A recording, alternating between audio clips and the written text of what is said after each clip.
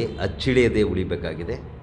ಯಾಕೆ ಅಂತಂದರೆ ಈ ಕರಪತ್ರ ಹೇಳ್ತಾ ಇದೆ, ನಮ್ಮ ಮನೆಗೆ ಬೆಂಕಿ ಬಿದ್ದಿದೆ, ಚಲೋ ದಲಿತ ಶಾಸಕರ ಮನೆಗೆ ಅಂತ ಹೇಳ್ತಾ ಇದೆ. ಈ ಕಾರ್ಯಕ್ರಮ ಹೊಸ ಕಾರ್ಯಕ್ರಮ ಏನಲ್ಲ. ದಲಿತ ಚಳುವಳಿ ಹಿಂದೊಮ್ಮೆ ಈ ಕಾರ್ಯಕ್ರಮನ ನೆರವೇರಿಸಿತ್ತು. ಆ ಕಾರ್ಯಕ್ರಮದಲ್ಲಿ ನಾವು ದಲಿತರ ಹಿತಾಸಕ್ತಿಯನ್ನು ಕಾಯ್ದೆ ಮೌನವಾಗಿರುವಂಥ ಶಾಸಕರಿಗೆ, ದಲಿತ ಶಾಸಕರ ಮನೆ ಮುಂದ್ಗಡೆ ಬೃಹತ್ತಾದಂಥ ಒಂದು ಹೋರಾಟವನ್ನು ನಾವು ಮಾಡಿದ್ವಿ, ಧರಣಿ ಮಾಡಿದ್ವಿ, ಮುತ್ತಿಗೆ ಹಾಕಿದ್ವಿ.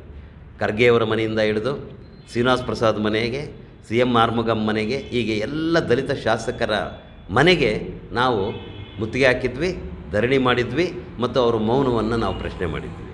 ಅದೇ ಕಾರ್ಯಕ್ರಮವನ್ನು ನಾವು ಇವತ್ತು ಕೈಗೆತ್ತಿಕೊಂಡಿದ್ದೀವಿ. ಈ ಕಾರ್ಯಕ್ರಮದ ಪ್ರಕಾರ ನಾವು 9ನೇ ತಾರೀಕು ನಮ್ಮ ಜಿಲ್ಲೆಯ 2 ಶಾಸಕರ ಮನೆ ಎದುರುಗಡೆ ನಾವು ಧರಣಿ ಮಾಡ್ತಾಯಿದ್ದೀವಿ.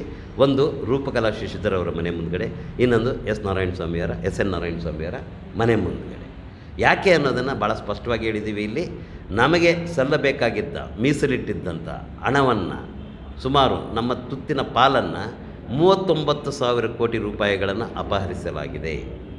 ಕೇವಲ ಕಾಂಗ್ರೆಸ್ ಸರ್ಕಾರ ಅಷ್ಟೇ ಅಲ್ಲ ಈ ಸಾರಿ ಮಾಡಿರೋದು, ಹಿಂದಿನ ಸರ್ಕಾರಗಳು ಕೂಡ ಮಾಡಿದ್ದಾವೆ. ಆದರೆ ಈ ಸರ್ಕಾರ ನಮಗೆ ಅತ್ಯಂತ ಸುಳ್ಳನ್ನು ಹೇಳ್ತಾ ಇದೆ. ಏನಂತಂದರೆ ಗ್ಯಾರಂಟಿಗಳಿಗೆ ನಾವು ದಲಿತ ಫಲಾನುಭವಿಗಳಿಗೆ ಮಾತ್ರ ಬಳಸ್ತಾ ಇದ್ದೀವಿ ಅಂತ.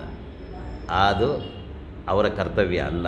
ಅವ್ರು ಮಾಡಬೇಕಾಗಿದ್ದೇನಂತಂದರೆ ಜನರಲ್ಲಿ ರಸ್ತೆ ನಾವು ಬರೀ ದಲಿತರೇ ಓಡಾಡ್ತೀವ ಹೇಳಿ. ಅವರು ಕೇವಲ ದಲಿತರು ಮಾತ್ರ ಓಡಾಡ್ತಾ ಇದ್ದಾರೆ ಈ ರಸ್ತೆಗಳಲ್ಲಿ, ಅದಕ್ಕೋಸ್ಕರ ನಾವು ಸಿಮೆಂಟ್ ರಸ್ತೆಗಳಿಗೆ ನಿಮ್ಮ ಹಣನ ಬಳಸ್ತೀವಿ ಅಂತ. ಇದು ಅತ್ಯಂತ ನಾಚಿಕೆಗೇಡಿನ ಕೆಲಸ. ಇವತ್ತೇನಾಗಿದೆ ಅಂತಂದರೆ ಇವರ ಗ್ಯಾರಂಟಿಗಳ ವಿವೇಚನೆ ಇಲ್ಲದ ರೀತಿಯಲ್ಲಿ ನಮ್ಮ ಹಣವನ್ನು ಲಪಟಾಯಿಸಿ ಬೇರೆ ಬೇರೆ ಇವರ ಮಾನ ಮರ್ಯಾದೆ ಮುಚ್ಕೊಳ್ಳೋದಕ್ಕೋಸ್ಕರ, ಇವ್ರ ಮಾತನ್ನು ಉಳಿಸ್ಕೋದಕ್ಕೋಸ್ಕರ ಮಾಡಿರುವಂಥ ಇದರೊಳಗೆ ನಮ್ಮ ಸಮುದಾಯ ಇನ್ನು 15-20 ವರ್ಷಗಳ ಕಾಲ ಹಿಂದಕ್ಕೆ ಹೋಗ್ತಾ ಇದೆ. ಅಭಿವೃದ್ಧಿಯಲ್ಲಿ, ಶಿಕ್ಷಣದಲ್ಲಿ 3 ತಲೆಮಾರು ಹಿಂದಕ್ಕೆ ಹೋಗ್ತಾ ಇದೆ. ಆ ಪ್ರಜ್ಞೆ ಅವ್ರಿಗಿಲ್ಲ. ಅದರಿಂದಾಗಿ ನಾವು ಕೇಳ್ತಾ ಇರೋದು ಇಷ್ಟೇ. ಇಲ್ಲಿ 39,000 ಕೋಟಿ ಅಂತ ಹೇಳಿದ್ದೀವಿ, ಅದಕ್ಕಿಂತಲೂ ಹೆಚ್ಚು ಕೋಟಿ. ಮತ್ತು ಹಿಂದಿನಿಂದನೂ ಕೂಡ ನಮ್ಮ ರಮೇಶ್ ಹೇಳಿದರು 2,50,000 ಕೋಟಿ ರೂಪಾಯಿಗಳನ್ನು ಡೈವರ್ಟ್ ಮಾಡಲಾಗಿದೆ. ಆ ಕಾರಣಕ್ಕಾಗಿ ನಾವು ಇಷ್ಟೂ ಹಣವನ್ನು ಮತ್ತೆ ವಾಪಸ್ ಕೇಳ್ತಾ ಇದ್ದೀವಿ. ನೀವು ಪ್ರತ್ಯೇಕವಾದಂಥ ಪ್ಯಾಕೇಜನ್ನು ಮಾಡಿ, ದಲಿತ ಬಜೆಟನ್ನು ಮಂಡಿಸಿ ಪ್ರತ್ಯೇಕವಾಗಿ.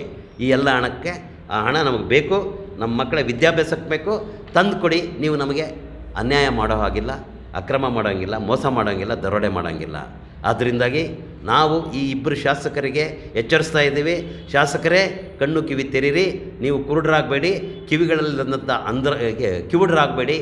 ನೋಡಿ, ನಮ್ಮ ಸಮುದಾಯದ ಮನೆಗೆ ಬೆಂಕಿ ಬಿದ್ದಿದೆ, ನಮ್ಮ ಮನೆಗೆ ಬೆಂಕಿ ಬಿದ್ದಿದೆ. ಆ ಬೆಂಕಿಯನ್ನು ಆರಿಸೋದಕ್ಕೆ ಏನು ಮಾಡಬೇಕು ಅದನ್ನು ನೋಡಿ.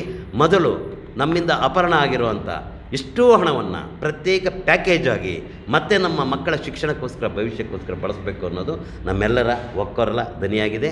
ಅನೇಕ ಸಂಘಟನೆಗಳು ನಾವಲ್ಲಿದ್ದೀವಿ, ದಲಿತ ಸಂಘಟನೆಗಳು ಒಂದಾಗ್ತಾ ಇದ್ದೀವಿ. ಮತ್ತು ಈ 9ನೇ ತಾರೀಕು ಕಾರ್ಯಕ್ರಮವನ್ನು ಅತ್ಯಂತ ಸಫಲವಾದ ರೀತಿಯಲ್ಲಿ ನಾವು ಕೈಗೆತ್ತಿಕೊಳ್ತಾ ಇದ್ದೀವಿ. ಇದನ್ನು ಸವಾಲು ಅಂತ ಅಂದ್ಕೊಂಡಿದ್ದೀವಿ. ಕಾಂಗ್ರೆಸ್ ಸರ್ಕಾರ ಏನಾದ್ರೂ ಸರಿಯಾದ ರೀತಿಯಲ್ಲಿ ಒಂದು ಶ್ವೇತಪತ್ರದ ಜೊತೆಗೆ ಬರಬೇಕು. ಸುಮ್ಮನೆ ನಿಮ್ಮ ದಲಿತ ಫಲಾನುಭವಿಗಳಿಗೆ ಕೊಟ್ಟಿದ್ದೀವಿ ಈ ಥರ ಮಾತುಗಳಿಂದ ನಮ್ಮನ್ನು ಮೋಸಗೊಳಿಸೋದಕ್ಕೆ ಸಾಧ್ಯವಿಲ್ಲ.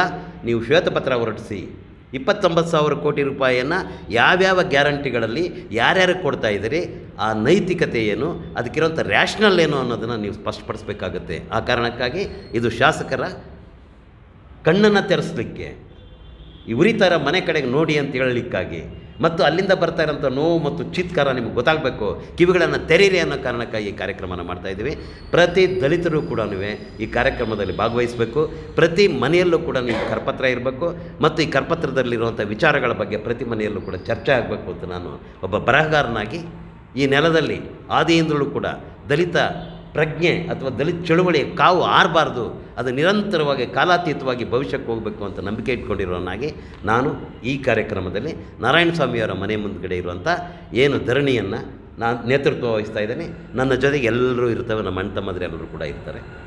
ಇದು ಕಾರ್ಯಕ್ರಮ 9ನೇ ತಾರೀಕು.